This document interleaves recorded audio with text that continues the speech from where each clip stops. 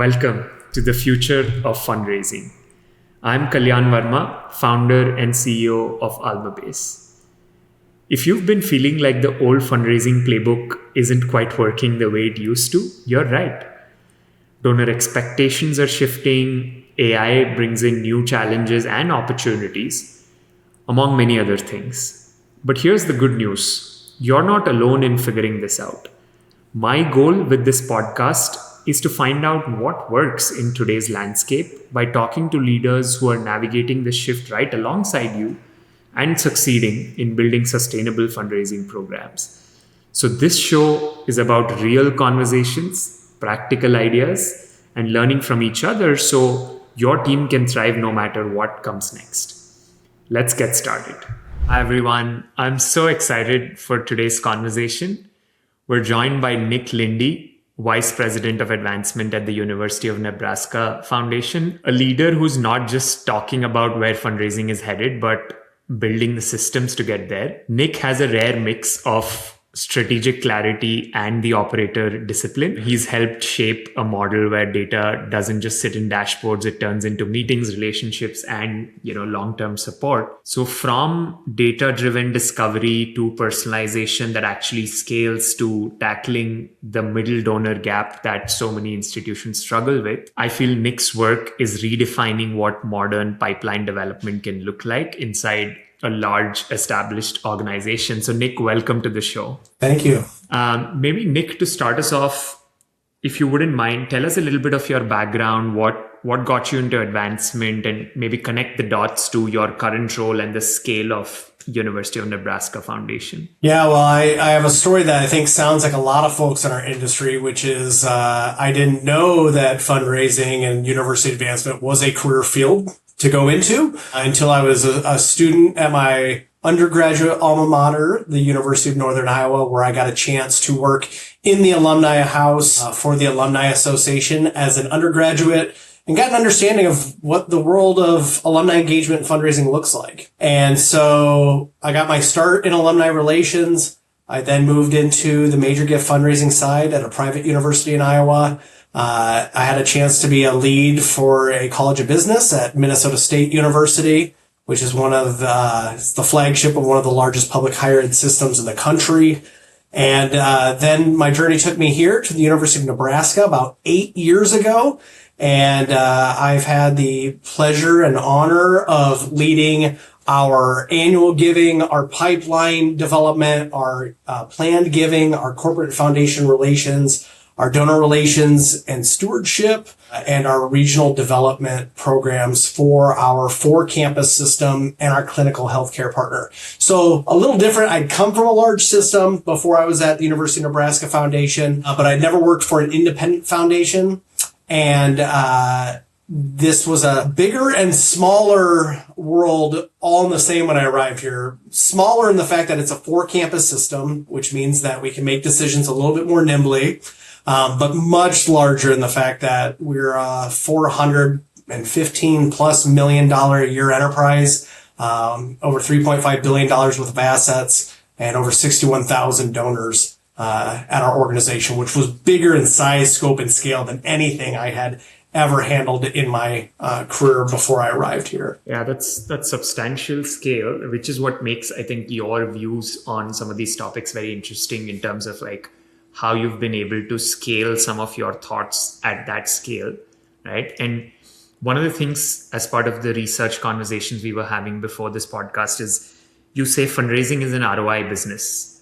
I'd love to, go deeper. What do you mean by that? How does that change how you run your team versus some of the other shops that you see? I'm curious just to learn more on that. Well, I think for us, it's a question about the resources that we're putting in place and what success looks like in those outcomes. Our role here at the University of Nebraska Foundation is to grow relationships that enable the university to change lives and save lives. So we do that through engagement, advocacy, and financial support. If we're not getting to that third one, being financial support, then we're not going to enable the university to do the things that bring excellence into research, student outcomes, innovation. So there has to be a financial outcome to the work that we're doing. And I think as we've looked at alumni engagement and alumni relations over the years, there's definitely a role for alumni engagement. Universities have alumni all across the country. We have alumni all over the world as well. The purpose of alumni is not just to be a philanthropic target or to be a means for financial support for the university. We want to have a lifelong relationship with graduates, regardless of where they are in their stage of giving. But the reality is that the foundation exists to be the fundraising arm on behalf of the university. If we're not doing that, then we're not doing our role. So when we've looked at a lot of the things that we've stood up over the last few years, whether that be regional development, it's not just to engage individuals in our regional territories, it's to fundraise and raise private support from those individuals in those regional territories. Similarly, when we're doing discovery initiatives and discovery programs, it's great to meet somebody for the first time, learn about their interests in engaging with the university, learning about how they might support other philanthropies and charities outside of the university. But the hope is that those next steps create an engagement and a relationship by which they can get more out of the university experience, engage in ways that are meaningful to them, and support the university philanthropically, whether that be now or later in their journey with their relationship with the university. Yeah, and I'm sure that clarity of thought definitely helps your team just sort of align on just like what are the core metrics, what are we all doing? Like, how many people do you have on your team again, Nick? So our organization is about 315 across all of our offices. Yeah, that's amazing. I'll switch gears a little bit. Let's talk about your pipeline approach. How do you identify the next best prospects? What signals actually matter? I mean, I know you look at wealth indicators, giving patterns, digital engagement, social signals, etc. But how do you sort of think about what signals matter and how do you actually operationalize the approach for pipeline development? They're two very different questions. So I'll answer the first one is the indicators that we're looking at are a combination of a few different what we call triggers. Number one is giving of $500 cumulatively in a year. Our average donor gives more than one gift a year. I think our average donor gives 1.6 gifts per year. So we're looking at cumulative giving in a 12-month period. And we believe that once you reach that $500 threshold, that's a key indicator for us that you have inclination and readiness for support of the university. We might not know how much, we might not know truly what it is that you care about, but you have indicated as a response to our direct mail or our digital appeals that you care enough about the university to give philanthropically. And so I think like many organizations, it's just whatever bandwidth or whatever level works for you. For us, it was that $500 level that once you tip over $500, we really wanted to have a one-on-one relationship with those individuals.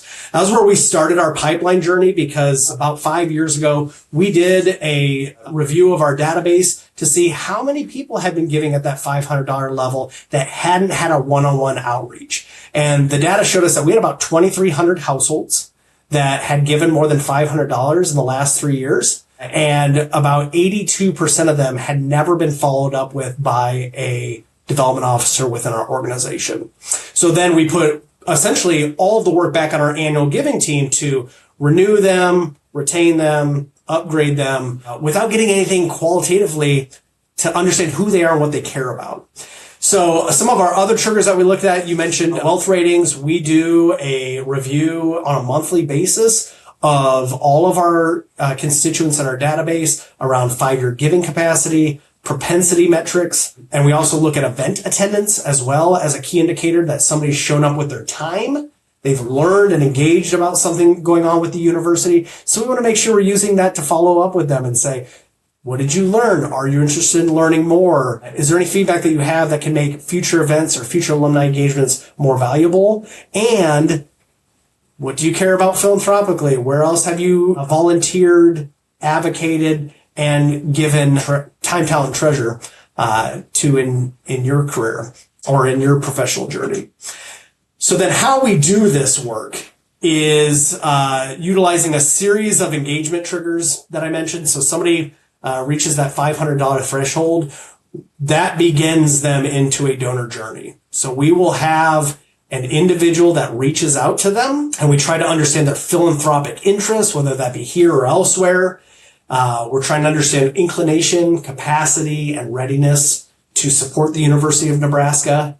And quite honestly, the fact that we've done this at such scale is we make sure that every single donor with a wealth rating of 100,000 plus is being followed up with. We make sure every event attendee with a wealth rating of 100,000 plus is being followed up with. We make sure every $500 plus cumulative donor annually is being followed up with, so that we have consistency in how we're reaching out and funneling these individuals to learn about them as individuals. It's tough to do it at scale, but at the end of the day, it looks and feels just like regular development work. It's two people getting on a Zoom call or on a phone call and learning about one another, so we can make sure we create an individualized engagement plan for each of those donors.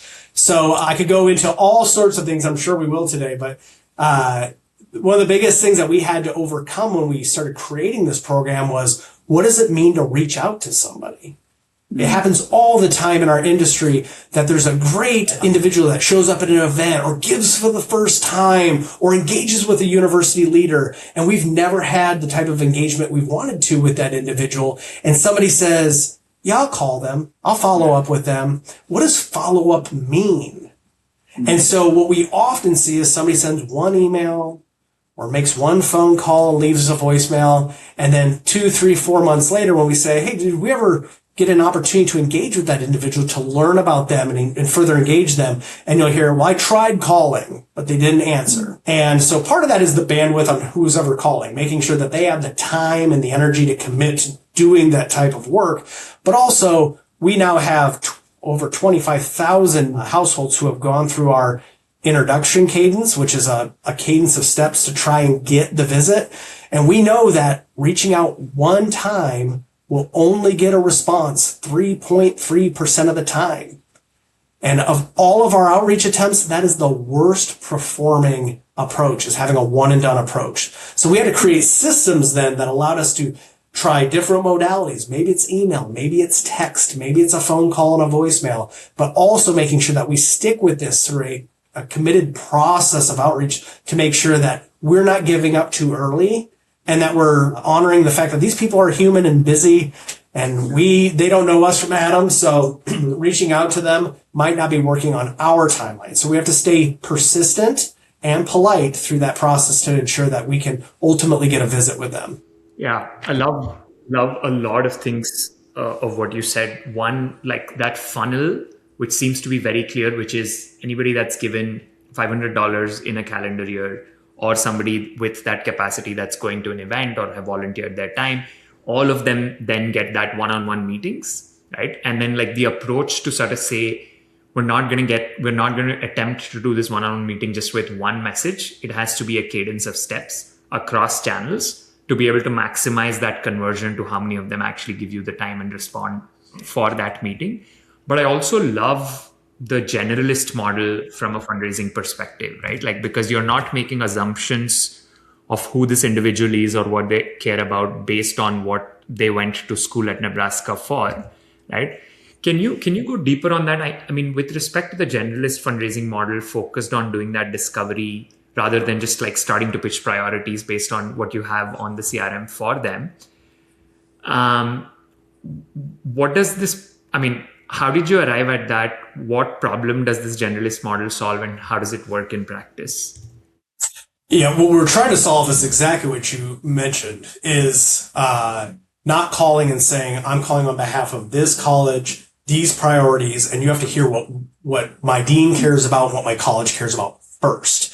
We want to follow a process by which we're talking to alumni and donors about what matters to them first, taking that information in, and then finding a priority across the university system that aligns and matches with those areas of interest. So I believe that discovery work should really be about the donor, not about our colleges or our units. And it's one of the beautiful parts about our university is that if you have an interest, we can often match it with some program or priority across the university system. So whether that be cancer research, food insecurity, water sustainability, agriculture, colleges of business. We have some priority that our university meets those needs in our state and beyond. But it has to start with what the graduate or what the donor cares about first. So I think the most painful thing that we continue to see in our industry is that when we have these decentralized approaches where fundraisers are either paid by the university or paid by a specific college or area only to pitch what matters to that college or area. And so the challenge there is that you might solve some short-term philanthropic needs, but as leadership changes, priorities change, philanthropic priorities change for the donors, the process that it creates is that we ask, you agree, we ask, you disagree, we ask again, you agree. And what we want to do is build things together by listening first, meeting those interests with priorities, and then coming together for a gift conversation. We found that not only helps us raise the money needed for some of our university priorities, but it also helps us create a much better level of engagement that endures over long-term donor engagement and long-term donor value. Now, with that being said, there's always going to be a role for unit-based major gift officers in our industry. And those main responsibilities are always going to be crafting compelling priorities with campus leadership and being the subject matter expert within the foundation for when a donor has an interest in those areas. But as we've looked at some of the big things that we brought on scale, we've said, let's be agnostic about campus affiliation or even prior giving behaviors, because they might be giving to this fund because we asked in our annual giving appeal, not because that's what they care most about. And it's only asking about what they care most about that you will unlock the areas that really meet their inclination. Yeah, and it sounds so obvious when you put it that way that, hey, like we have to listen first and ask for what the donor cares about and then tie it to one of the many priorities within the university system. But it's incredible how few universities seem to be doing this. Did you have friction when you proposed this model of this is how you're going to staff the team and this is how you're going to operate with the deans, with other entities on campus? Yeah, we did. And I think some of that friction was really aligned with what you're mentioning, Kalyan. It was around how is this going to help my college? How is this going to help fund these priorities? And as a former unit-based development officer, I understood that mentality. There's always a little bit of the, how is this going to help me and my university leader fund our key projects and priorities? The reality, though, in our industry is the fact that major university projects are typically going to be funded by principal gifts and major gifts, which means you have got to have a relationship and understand that individual's interest areas, their philanthropic capacity, the timing by which they're ready to be asked and be involved in a project well before the priority is established, which means that for most of our typical donors, our annual donors, our unassigned donors, they're giving out of the goodness of their heart, maybe not at the total capacity that they could be giving at, but their relationship right now is transactional. The goal of pipeline development is to take those transactional donors, get to know them, and understand their interests so that we can put them in front of major gift opportunities and principal gift opportunities in the future. That doesn't happen overnight. And so I think sometimes there's this thought of hiring another major gift officer in my unit immediately has somebody else on the ground making proposals for major gifts for my project. But that, again, is a very short-sighted view of how you deploy human resources. We had to think about relationships with all of our constituents first, and then hopefully build them towards major gift proposals after we know that they have the inclination, capacity, and readiness to do that. Absolutely. That makes sense. I want to go back and follow up on one thing that you said earlier, Nick. This multi-step cadence of outreach at a reasonably personalized level with anybody that qualifies to be, in that cadence. How have you developed a system for that? Like when you have to do multi-step cadences across multiple channels, whether that's email, text, or direct mail, for the same individual, but also be reasonably personalized based on what you know about them. How have you developed that system? So we work with technological systems that help us keep everything coordinated. So our traditional introduction cadence is a 7-step process over 20 business days. which means that from that first introduction, which is typically an email, if we don't hear back from the email, we want to follow up 5 business days later with a phone call, immediately followed by an email saying, hey, this is Nick Linde from the University of Nebraska Foundation. I'm the one that just called and left a voicemail. Didn't know if email was easier for you. And then 5 business days after that, if we haven't heard back from them on either of those outreaches, we go into texting. We reach out to them on social media, and we want to make sure, again, we're being multimodal in how we're trying to reach out, because we might not have the right phone number. We might not have the right email. We might be getting spam filtered. So we don't want to take for granted that everybody's receiving every one of our outreaches. And then what we've done is we've spent 5 years now looking at over 25,000 households as they've gone through this introduction cadence to understand, where are we getting the most pickups from the phone calls? Where are we getting the most open rates from our emails? Which steps of these 7-step cadences are the most effective in booking meetings? And what we found is that for introduction, that first ever email, if we only sent that, you're only getting it 3.3% of the time. So if we have 100 donors and we email all of them, even if it's super personalized email, you're going to get about 60% of those emails opened, but you're only going to get a response from 3 of those 100 individuals. And this is something that I've often had to think about when it comes to my former life as a frontline constituency-based fundraiser, is that when I was a frontline fundraiser and I was going on a trip, let's say to Kansas City, I would pull a list of 100 alumni and donors that live in Kansas City, and I would rank them either by wealth capacity or by their lifetime giving, and I would start at the top. And I would start emailing, or maybe I'd send do a few phone calls. And what I was trying to do is book my trip. So if I got 5 meetings, I'd probably stop. And if the first 5 people answered the phone and booked meetings with me, I'd never even get to the other 95. Or if I started at the top and I hear from some and not from others, and I might get 25 people down my list and I got 5 meetings, I would stop. Because the goal was to book my trip. And in our pipeline process at the University of Nebraska, we're saying we want a relationship with all 100 people here. We're not going to give up on anybody until we've been through all 100, because we don't know, based on our sorting, which one of these is going to have the inclination, the capacity, and the readiness to want to engage with us. So again, we treat everybody in the same way, moving them through the steps of this cadence. And what we found that's pretty interesting is that last outreach, which we lovingly call our breakup outreach, because it says, listen, I've called, I've emailed, I can take a hint that now might not be the right time. Here's what I'm going to do. I'm going to put you on ice for now, and in about 6 months, I'll reach out to see if that's a better time to engage. And we get 8% of the individuals that have made it through every step of that, all the way to the end of that cycle, who say, hey, I've been getting your phone calls. I've been meaning to schedule a meeting with you. Don't give up on me. Just a really busy time, and I would like to meet with you. So we find that last outreach is almost 3 times more effective than our first outreach. And I've often told folks that when we started this approach 5 years ago, there was a part of me that thought, is this harassment? Like, we're going to have a lot of people that are like, listen, quit calling here, or quit emailing me, take a hint. And I would say over the 25,000 people we've reached out to, we could probably count on one hand how many people have reacted that way. And then we can count in the hundreds of meetings that have been booked by individuals who said, thanks for staying persistent.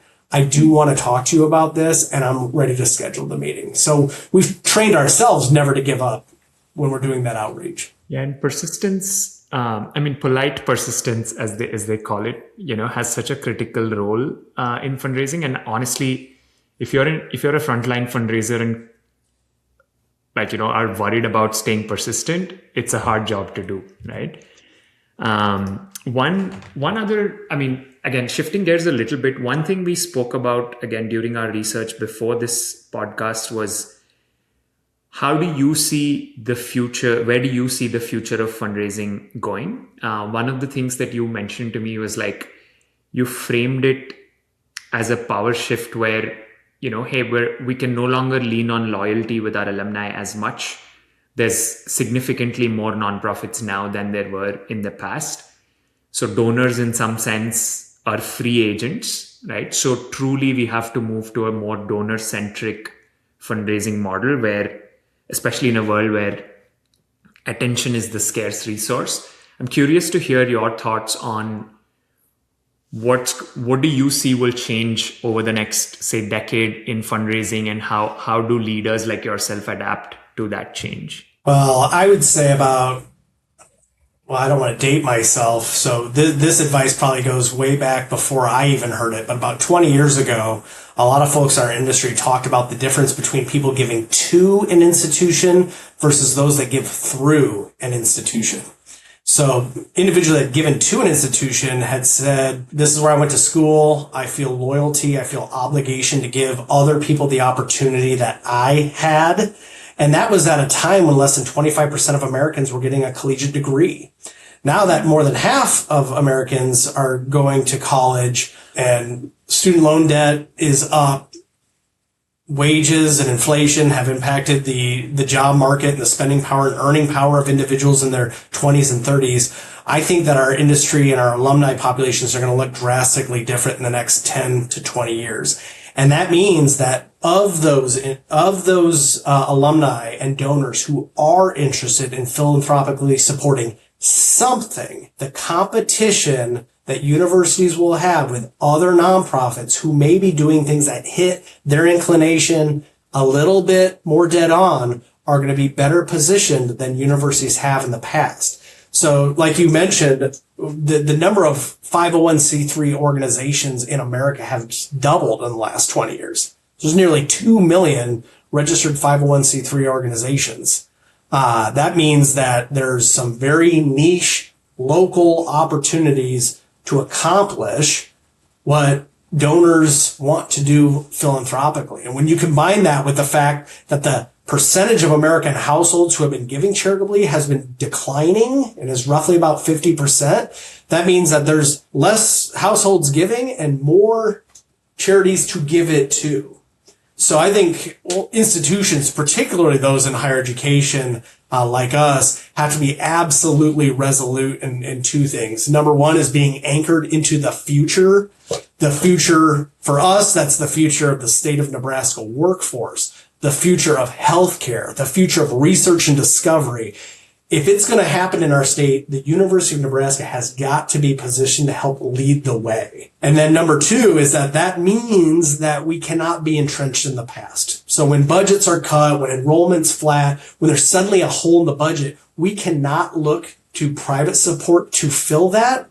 Because if we're looking backwards to only meet the status quo that we had been at, that is not a runway that will lead us to donor engagement, lifetime donor value. We always have to be that margin of excellence, taking programs from great to excellent. We can't be going backwards and asking individuals to fund things that the state used to fund. It's not sustainable, and it won't grow and accelerate the great programs. It will only keep you completely status quo with the budgeting model that you've had and the financial realities that you've had in the past. Yeah, that's a great call. I mean, that's a great call out for people who are listening in. Anchor into the future, not into the past, as a way to sustain and grow the program, right? That was a great conversation, Nick. Before we move into the very exciting lightning round that I have, I know it's a bit of a surprise. Is there anything else we didn't cover, Nick, that you think advancement leaders need to be thinking about right now? Yes. And so I'm going to get on my soapbox and I'll try and make sure I keep this brief. But I think more than ever, being a constituency-based fundraiser is very difficult. You're managing university leaders. There's constant priorities. There's interest from the donors that you're trying to help communicate their interests and their passions with the university leaders. You're also trying to understand the future and direction that the university leaders have and sharing those priorities with key constituents moving forward. There's stewardship and impact to be shared for prior gifts. There's proposals to be putting forward about exciting new opportunities moving forward. There's cash gifts, there's planned gifts, there's complicated gift structures with IRAs and QCDs and all sorts of things. And the reality is that one person cannot do all of those things. So I implore many individuals in our organization and many individuals across our industry to truly define what is the role of a major gift officer, and how do you make sure that they keep the main thing, knowing that there will be any number of competing priorities for their time, that they have to stay focused on the biggest opportunities to create a great financial future for the university. And then the things that they're not getting to, how do you recruit and create positions that make that the sole focus? And that's something that I'm very, very proud of our work here at the University of Nebraska to do, is that we really want to make sure that we're keeping our major gift team focused on major gifts, but then come around them with the resources around proposal writing, stewardship, reporting, development work, annual leadership giving, annual giving, so that they don't have to be all wearing all of those hats all the time. They can focus on major gifts and working with their university leaders and having a team around them. And when I got started in this industry, if you were the DO for the College of Arts and Sciences, you wore every one of those hats, whether you were good at them or not.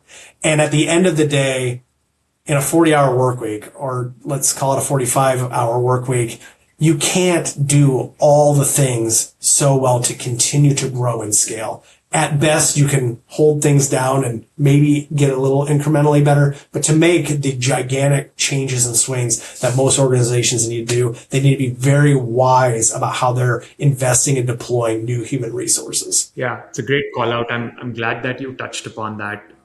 That's what great leadership is about, in the sense that it's about creating clarity for everyone on the team of this is what you're responsible for. Keep the main thing. And just making sure they're being supported through the rest of the resources, to be able to keep the main thing, right? Incredible. Thank you for taking time to talk about that, Nick. Let's move on to the lightning round. I have 4 questions. It's really simple. Whatever's top of mind as I say that question, just want to hear what your thoughts are. Let's start. First, who's one advancement leader you think more people should follow? It's probably a name that's gotten around the industry for a long time, but I think David Lively's work from from Northwestern University has been instrumental in helping me reframe the size of major gift portfolios. His book, The Contrarian's Guide to Major Gift Fundraising, was a kind of required reading for me years ago, and he's been a longtime speaker at the Big Ten Fundraisers Institute. I just think the practical application of a lot that he's shared for our industry is how organizations should be structured and run. Amazing. That's a great segue to my second question. What's one book or podcast you'd recommend to other advancement leaders? I'll be a nerd. This comes from my former academic life. There's a book called Philanthropy and American Higher Education. To me, just understanding the tenets of how from the earliest times of Harvard University that it took 7 years for Harvard being a university before they did their first fundraising appeal, and understanding how instrumental alumni relations was to public higher education from the 1950s on to truly the first campaigns and really the genesis by which higher education has grown as a industry and the role philanthropy's played in that, from the Carnegies to the Vanderbilts. It was a very fascinating read and kind of reminded me regularly that we're standing on the shoulders of giants. And that there's been a lot of great philanthropy that's created great American higher ed institutions. Third question, what's one nonprofit outside of the University of Nebraska Foundation you would recommend the audience consider supporting? That they would consider supporting. I'm a sucker for organizations like Compassion International, sponsoring somebody in another part of the country. I still wish I knew how they do it, of matching donors with a individual that you watch grow up and all the different things that they go through, different stages of their life, has, I think, been a fulfilling experience for me for years that I've supported them. But also it's a reminder that individuals like to invest in other individuals. So seeing a face and getting stories from somebody in another part of the world that you're philanthropically supporting, I think, is a really meaningful endeavor. Last question. is there a belief about fundraising you've changed your mind on over the last couple of years? Oh, that's a lot of them. And I think that that's important, is to constantly be asking ourselves what we're doing and why we're doing it. For me right now, I think that the biggest thing that's been on my mind is alumni communications. And what are we sharing and why are we sharing it? So I think traditionally a lot of communications that comes from the university or maybe affiliated alumni associations are, here is what's going on at the university today. Does that matter? Does the typical donor 20, 30, or 40 years removed, do they truly care about a faculty member winning an award? Do they really care about record-breaking freshman enrollment numbers? And what do they care about? And what should we be sharing with them? How should we be making a part of the story about what other alumni are doing and how you can be engaged as a graduate? What resources are available to you after graduation? But I think I've been asking myself, are communications slanted towards incoming undergraduate students? Because that tends, if you get on any university's website, you're going to find things that are about how you should enroll here. But then I don't know a lot of 14 and 15-year-olds that spend all day on higher education websites. And so then trying to understand, what are the target audiences? Why do we have the channels we have? Why do we have the communication channels we have? And are they being effective in helping us get a general understanding about what universities do to improve our states and our nation? So that continued. I think if you'd asked me 5 years ago, I would have just said that print is dead. And then I think we went through COVID and I thought print might actually be a unique disruptor now because there's so much clutter digitally. But now I'm really into the content of, if you can get somebody to sit down and read anything about your institution in the next 60 days, what story are you telling and why? And I don't know, depending on who you ask, if you're going to get the same answer. And quite honestly, I don't know who should be leading those conversations. Should that be through the lens of an undergraduate prospective student, a parent, a recent grad, a long tenured grad, a retired graduate? It's really, I think, a tough space to be in right now about what stories you're telling. Yeah, it's a great call. And also, yeah, given this, there's so many different constituents that a university is trying to support and, service. I think that challenge of just like, what's the message and who is it for, and how do you remain sharp about that? But the one thing that I took away from this whole conversation today, Nick, is you seem to be inherently donor-centric, alumni-centric, like truly thinking about it from the people that you serve and their perspective, which I think is a fantastic sort of like mental model for how, a great advancement leader is shaped. And I'm not surprised you've been so successful, but thank you so much for today's conversation. It was incredible and I learned a lot. My notebook's already full from all the notes that I've taken. Thank you so much, Nick. Well, thank you for having me. I appreciate it.